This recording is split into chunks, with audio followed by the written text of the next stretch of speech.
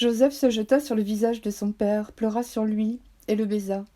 Il ordonna aux médecins à son service d'embaumer son père, et les médecins embaumèrent Israël.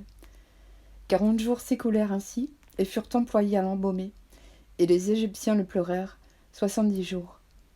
Quand les jours de deuil furent passés, Joseph s'adressa aux gens de la maison de Pharaon et leur dit : « Si j'ai trouvé grâce à vos yeux, rapportez, je vous prie, à Pharaon ce que je vous dis.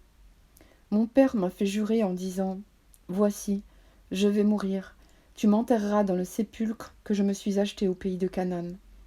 Je voudrais donc y monter pour enterrer mon père, et je reviendrai.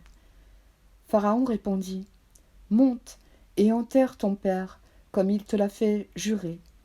Joseph monta pour enterrer son père.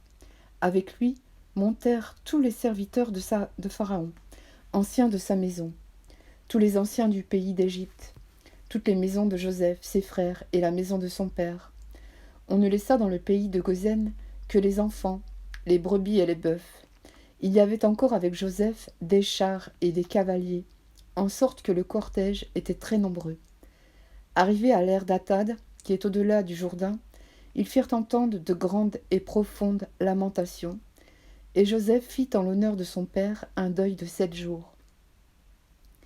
Les habitants du pays, les Cananéens, furent témoins de ce deuil dans l'ère d'Atad, et ils dirent : Voilà un grand deuil parmi les Égyptiens.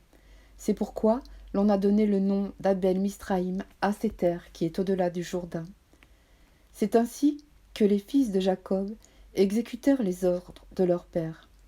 Ils le transportèrent au pays de Canaan et l'enterrèrent dans la caverne du champ de Macpéla, qu'Abraham avait acheté d'Éphron le Hétien comme propriété sépulcrale et qui est vis-à-vis de Mamré.